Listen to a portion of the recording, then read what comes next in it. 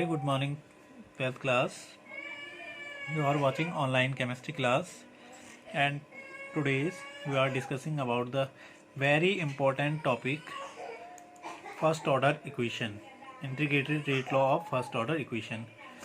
बेटा हमने लेसन 7 में मैं आपको ये बता चुका हूँ integrated rate law of first order equation, प्रथम कोटि की अभिक्रिया का समाकलित वेग समीकरण का व्युत्पन्न कैसे करते हैं। ठीक है, बट बेटा उसका जो एक्सप्लोशन प्रोसेस है, इक्वेशन है चर घातांकीय समीकरण, उसका व्युत्पन्न नहीं किया था। ये चर घातांकीय व्युत्पन्न इस समीकरण द्वारा मैं व्युत्पन्न इसका करूंगा।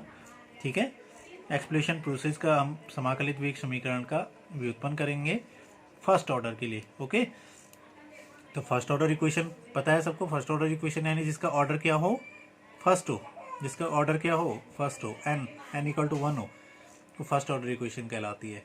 तो लास्ट वीडियो में बहुत अच्छे से आप समझे होंगे। आई विल शो दैट आपने लास्ट इक्वेशन में देखो बेटा, एक इक्वेशन ये निकाली थी k is equal 2.303 t log a upon a minus x. It's a first order equation. इसी को ये इनिशियल है बेटा, ये फाइनल है। Initial concentration, final concentration. Initial concentration if not, यदि a नॉट कर दें और a कर दें तो इक्वेशन क्या बनेगी, k is equal to 2.303 t log base 10 a naught by a naught प्रारंभिक सांद्रण, ये इनिशियल, ये फाइनल। ठीक है, अगर आर के रूप में लिखना हो तो ये प्रारंभिक सांद्रण, अंतिम सांद्रण, आर के रूप में भी हम लेके आ सकते हैं। तो देखो इनका व्युत्पन्न कैसे करते हैं, मैं इसी से बेटा हम बनाएंगे चर घातांकीय समीकरण। ओके, एक्सप्लेशन प्रोसेस इसकी करेंगे और फिर आगे मैं हाफ लाइफ पीरियड आपको समझाऊंगा। तो सपोज दैट, माना कोई अभिक्रिया क्या है, ए गिव्स क्या है, प्रोडक्ट है। T is equal to taken time 0 पे इसका प्रारंभिक सांद्रण, इसका इनिशियल कॉन्सेंट्रेशन क्या है बेटा, ए नॉट, तब इसका क्या होगा, 0 होगा। टी टेकन टाइम टी लिया, इसका इनिशियल कॉन्सेंट्रेशन यानी इसकी एक्स मोल विघटित हो गया और इसका इनिशियल कॉन्सेंट्रेशन क्या हो गया, ए, तो इसका कुछ भी मान लो, आपका क्या हो गया, बी या सी जो भी हो जाता है, बी टी मान लो टेकन टाइम। तो ये इनिशियल है, ये फाइनल है। ठीक है, प्रारंभिक सांद्रण, अंतिम सांद्रण। तब ऑर्डर, ये इक्वेशन कौन से ऑर्डर की है, फर्स्ट ऑर्डर की है। तो इसलिए रेट इज डायरेक्टली प्रोपोर्शनल क्या होगा, अभिकारक के सांद्रण के समानुपाती होगा। अभिकारक के कॉन्सेंट्रेशन की पावर कौन सी, फर्स्ट के डायरेक्टली प्रोपोर्शनल होगा। फर्स्ट पावर की डायरेक्टली क्या होगा, प्रोपोर्शनल होगा। ये हो गया इसके लिए। ठीक है, अब इसको सॉल्व करते हैं, रेट को माइनस, अब ए की रिस्पेक्ट में भी लिख सकते हैं, D x upon D T, वो भी लिख सकते हैं। तो ए की रिस्पेक्ट में लिख देता हूँ मैं, क्योंकि एक रिएक्टेंट है। ए की रिस्पेक्ट में क्या होगा, माइनस का साइन लग जाएगा, रेट को D A by D T is directly proportional, A की पावर क्या होगा, 1। अब सॉल्व करेंगे इसे आगे, minus d A by D t equal to क्या आएगा, कांस्टेंट k इंटू ए की पावर क्या आ जाएगा, 1। इक्वेशन ये क्या आ जाएगी, फर्स्ट। अब समीकरण फर्स्ट को, इक्वेशन फर्स्ट को क्या करेंगे हम, निम्न प्रकार लिखेंगे। इट मीन्स मतलब हम जिसकी टाइम के रिस्पेक्ट में बेटा कॉन्सेंट्रेशन ए का चेंज हो रहा है। ठीक है, तो इससे पहले इसका इंटीग्रेशन कराएं, इसका समाकलन करें, हम इसको चेंज कर देते हैं, इस ए को नीचे और डी टी को ऊपर। बिकॉज डिफ्रेंशिएशन को ऊपर हम इसलिए लेके जाएंगे कि दोनों और डिफ्रेंशिएशन हो जाए और इंटीग्रेशन करने पे डिफ्रेंशिएशन खत्म हो जाए। यानी डिफ्रेंशिएशन हटाना हो तो इंटीग्रेशन कर दो, इंटीग्रेशन डिफ्रेंशिएशन को खत्म कर देगा या डिफ्रेंशिएशन इंटीग्रेशन को खत्म करेगा। ठीक है ना, तो इसको डी टी को ऊपर लेके जाओ और ए को क्या करो, नीचे लेके आ जाते हैं। तो इक्वेशन क्या बनेगी यहाँ पे, यहाँ पीछे लिख देता हूँ मैं, ये बन जाएगी बेटा माइनस डी ए बाय, ऊपर से नीचे क्या आया, ए, देख लो ये ए नीचे आ जाएगा, ए की पावर 1, यानी कुछ नहीं लिखा है, 1 ही है ना, इक्वल टू के यहाँ पहले से था और इंटू क्या हो गया, डी टी। इक्वेशन नंबर ये क्या आ गई, सेकेंड। अब समीकरण सेकेंड का हम क्या करेंगे, 2 का क्या करेंगे, समाकलन करने पर समाकलन, इसका इंटीग्रेशन कर देंगे। हमने यहाँ पे भी बेटा समाकलन मैंने आपको बताया था कि डजंट मैटर कि आप समाकलन इसमें पूर्ण करो या ना करो, क्योंकि हम मैथ्स तो पढ़ नहीं रहे हैं, ना ही हमने समाकलन का कोई चैप्टर पढ़ना है यहाँ। ठीक है, कि हमने समाकलन पूर्ण रूप से करो, आंशिक रूप से कंप्लीट होना चाहिए। ठीक है, तो पूर्ण इंटीग्रेशन के लिए बस क्या करते हैं, लिमिट लगा देते हैं। नॉर्मल इंटीग्रेशन करना हो तो समाकलन करो, काटो, फॉर्मूला अप्लाई करना हो तो अप्लाई करो, दैट्स इट। तो समाकलन कर देते हैं। क्या करेंगे इसका, integration D A upon A equal to integration K D T minus differentiation integration को ख़त्म करेगा, डिफ्रेंशिएशन इंटीग्रेशन को ख़त्म करेगा। ठीक है, यहाँ से पोर्शन क्या हटेगा, ये डिफ्रेंशिएशन इंटीग्रेशन इसके रिस्पेक्ट में हो रहा है, ये पोर्शन हट गया है, बचा के यहाँ पे माइनस ए बचेगा। यहाँ इंटीग्रेशन डिफ्रेंशिएशन को ख़त्म करे, पहले इसको इस तरह से लिख देते हैं, माइनस बाहर लेके आएंगे, integration D a by a equal to k को बाहर लेके आए, इंटीग्रेशन क्या हो जाएगा डी टी। डिफ्रेंशिएशन इंटीग्रेशन खत्म, डिफ्रेंशिएशन इंटीग्रेशन खत्म, इसकी रिस्पेक्ट में ये भी हट जाएगा, माइनस 1/a या a बच जाएगा।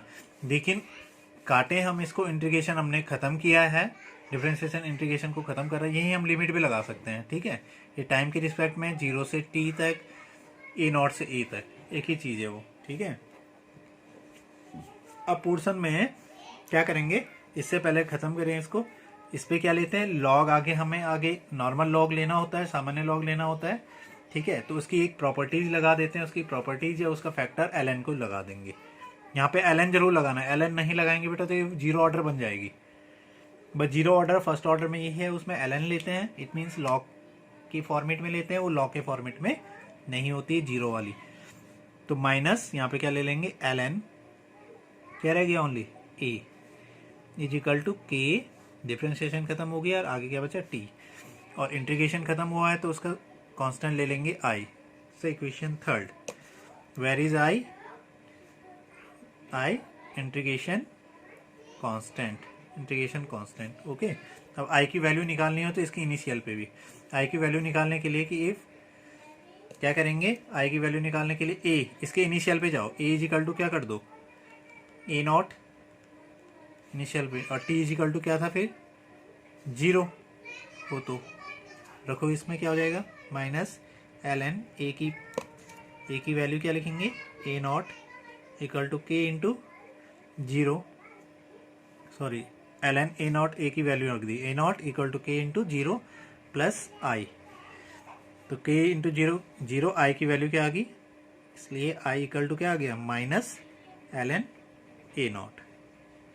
इक्वेशन 4। अब 4 से फ्रॉम इक्वेशन क्या करेंगे, 4 थर्ड से, यानी put the value of equation 4th in equation third. इसकी वैल्यू i की वैल्यू बेटा i थर्ड में रख देंगे, तो वैल्यू रखेंगे तो क्या इक्वेशन बनेगी, देखो यहाँ पे minus ln a0 equal to kt plus, और वैल्यू है बेटा i की माइनस ln a0, ये इसकी वैल्यू है। माइनस प्लस माइनस ही होगा तो minus ln a0 equal to kt plus minus ln a0, ये इक्वेशन आ गई। बहुत इंपॉर्टेंट इक्वेशन भी है ये। अब इससे हम आगे ड्राइव करेंगे, kt इज इक्वल टू ये ln a0 माइनस में है बेटा, इधर लेके आएंगे प्लस में आ जाएगा ना, तो इस प्लस वाले को मैं पहले लिख देता हूँ, तो kt इज इक्वल टू क्या आ जाएगा, दोनों में ln a0, sorry ln a है बेटा, ये a0 नहीं है, ये a है, सॉरी ये ln a था ना, ये a चल रहा है। ठीक है, तो kt is equal to ln a0 पहले आ जाएगा, प्लस में ln a0 minus ln a। अब प्रॉपर्टीज कौन सी लग जाएगी, वही log m minus log n की प्रॉपर्टीज यहाँ पे लगा देंगे, तो log m माइनस n यानी kt is equal to log a0 by a, ये प्रॉपर्टीज हो जाएगी इसकी, log a0 by a। Equation 5th is very important equation 5th।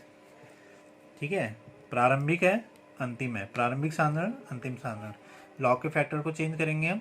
अब इससे बेटा हम क्या बनाएंगे, उसकी चरघातांकी समीकरण, जो एक्सपोनेंशियल इक्वेशन है, एक्सपोनेंशियल इक्वेशन या रिएक्शन है, वो उसको बनाएंगे हम इससे। ठीक है, इक्वेशन को तो कैसे बनाएंगे वो मैं आगे आपको ड्राइव करूँगा। उससे पहले हम क्या करेंगे, इससे पहले फर्स्ट ऑर्डर इक्वेशन क्या बना देंगे कि ln को चेंज कर देंगे, तो kt इजिकल टू क्या होगा, लॉग बेस 10 में उसको लेंगे तो वैल्यू लिख देंगे 2.303 log base 10 A not by A. बन गई फर्स्ट ऑर्डर। टी को आगे लेके आओ, इक्वेशन बन गई k equal to 2.303 by T log base 10 A not by A not by A. ये इसके लिए क्या आ गई, फर्स्ट ऑर्डर इक्वेशन। ये इसकी क्या है, first order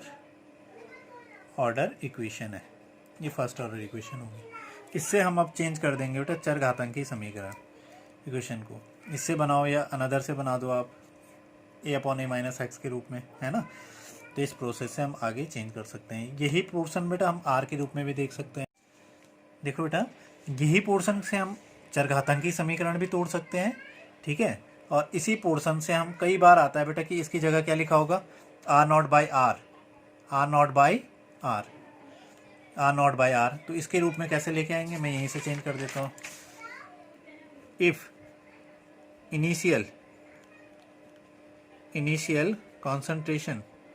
concentration of reactant क्या हो, आर नॉट हो, आर नॉट ऊपर से लिख लो, ठीक है। कहाँ से लेके आएंगे, यहाँ से हम आर नॉट आर लेके आएंगे तो ऑलरेडी वो इक्वेशन बन जाएगी। वो कैसे बनेगी, ये हो और फाइनल क्या हो, फाइनल कांस्टेंट क्या हो, सॉरी कॉन्सेंट्रेशन क्या हो, आर हो। तो इक्वेशन फिफ्थ क्या बनेगी, ये equation fifth, from equation fifth को क्या लिख सकते हैं हम, के टी इजिकल टू क्या बन जाएगा, L N R not by R, ये बन जाएगी। और इक्वेशन 6, ये इक्वेशन फिफ्थ बनेगी। और इक्वेशन 6 क्या बनेगी, ये बन जाएगी वेग इक्वेशन जो है K is equal to 2.303 by T log base 10 R not by R, R not by R, ये इक्वेशन बन जाएगी। तो ये भी फर्स्ट ऑर्डर इक्वेशन है ना। अब उसकी क्या लेंगे हम, चरघातांकीय यानी एक्सप्रेशन, चरघातांकीय समीकरण। अब वो कैसे हम इसको तोड़ते हैं चरघातांकीय समीकरण को,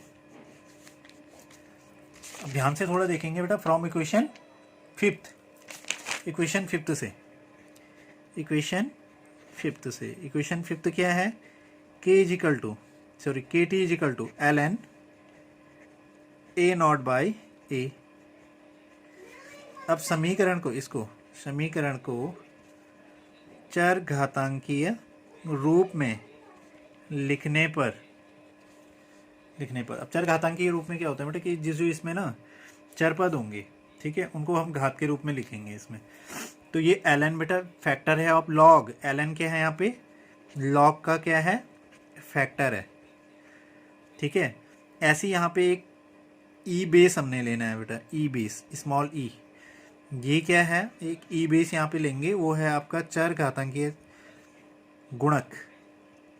इट मीन्स एक्सपोनेंशियल फैक्टर हम यहाँ पे लेंगे, ठीक है। तो इसको चरघातांकीय रूप में कैसे लिखेंगे, A not by A, L N बेटा आगे जाएगा, ये इक्वेशन मान लो यहाँ फिफ्थ या फर्स्ट जो भी माननी है, इसको आगे जाएंगे तो L N convert into exponential factor. L N को चेंज कर देंगे हम सीधे ई बीस में, यानी इस फैक्टर में उसको लिख देंगे। तो K T is equal to L N A not by A, so that अब इसको आगे लिखा है तो ए नॉट बाई ए पहले लिख दिया मैंने, A not by A equal to L N, change हुआ ई कि अब ये बेस आगे आया यानी ई चरघातांकी गुणक, और ये के टी बेटा चरपद हैं, ये कहाँ जाएंगे उसकी घात के रूप में उसके। तो ई की पावर क्या हो जाएगा यहाँ पे, के टी, ई की पावर क्या जाएगा, के टी। अब इसको अपोजिट लिखो, यानी इसको पहले आगे इसको आगे ले जाएंगे, इसको नीचे लेके आएंगे, इसको इधर लिखेंगे तो क्या हो जाएगा, अपोजिट हो जाएगा। यानी किस तरह से, ए बाई अपोजिट लिख दो, A by A naught, A by A naught. यानी पहले इधर लेके गए, फिर इसको इधर लेके आए और ये इसके बटे में गया, तो बटे में गया ये हो जाएगा, ये इधर था प्लस में, आगे आएगा माइनस में, तो ए बाई ए नॉट, ई की पावर क्या हो गया माइनस के टी। बहुत सिंपल है, मैंने सिंपल में बता दिया आपको। अब ए नॉट को ऊपर लेके जाएंगे तो ए इजिकल टू क्या हो जाएगा, ए नॉट इंटू ई की पावर माइनस के टी। इट्स इक्वेशन, मान लो ये 6 थी, ये 7, ये 8 है, तो इट्स इक्वेशन 8 ही क्या है, ये वाली इम्पोर्टेंट है। ये इसकी क्या है, चर घातांकीय समीकरण है। बहुत बार आती है बेटा, बहुत इंपॉर्टेंट है, मोस्ट इंपॉर्टेंट है, बहुत बार आती है।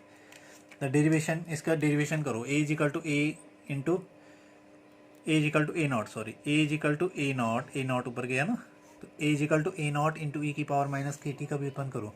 या सपोज दैट आगे इसके लिए बहुत बार आता है कि R equal to R naught into E की पावर माइनस के टी का व्युत्पन्न करो। तो कैसे करेंगे हम भाई, ऊपर से डेरिवेशन ये लेके आएंगे ना, इट मीन्स प्रारंभिक साधारण यहाँ पे क्या ले लेंगे, आर आर आर आर लेते रहेंगे, तो ऑलरेडी इक्वेशन हमारे पास फाइनल ये वाली बनेगी कुछ। अब इससे चेंज कर देंगे, वो कैसे करेंगे देखो, K T is equal to L N R not by R, R not by R, L N को चेंज कर दो, इसको चर घातांक के रूप में लिख देंगे।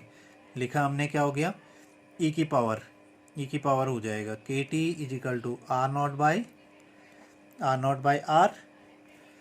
अब अपोजिट लिखेंगे, यानी R by R naught equal to E की पावर माइनस हो जाएगा। अब के टी आर नॉट को ऊपर लेके जाएंगे तो इक्वेशन फाइनल ये ड्राइव हो जाएगी, बस दैट्स इट। तो ये आपका चरघातांक की इक्वेशन थी, ठीक है। इसका बेटा जो पोर्शन है मैं अभी आपको नेक्स्ट वीडियो में अपलोड करूँगा। पहले तो हम इसका हाफ लाइफ पीरियड भी पढ़ेंगे, और इन इक्वेशन से हम इसका ग्राफ कैसे प्लॉट करते हैं, कैसे ड्राइव करते हैं, कैसे बनाते हैं, वो आगे मैं आपको नेक्स्ट वीडियो में भेजूँगा, ठीक है। फिलहाल आप इस वीडियो को यहाँ से ही बेटा अच्छे से समझोगे, ये बहुत इंपॉर्टेंट पोर्शन है। आज का जो टॉपिक हमने लिया है कि जो फर्स्ट ऑर्डर इक्वेशन है उसको किस तरह से हम ड्राइव अलग से कर सकते हैं, और साथ में बेटा इसकी एक्सपोनेंशियल जो इक्वेशन है, चरघातांकीय समीकरण है, उसको किस तरह से बनाते हैं, तो वो पोर्शन को हमने लिया है आज।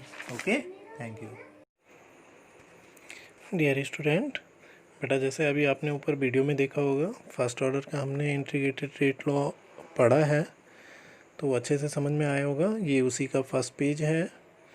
इसमें हमने ए के ड्यूरेशन में किया है, ए की रिस्पेक्ट में किया है, और फिर इक्वेशन फर्स्ट बनाई, फिर उसका क्या किया, इंटीग्रेशन किया। सिंपल इंटीग्रेशन है, और इसमें लॉग का फैक्टर ln लिया है, ठीक है।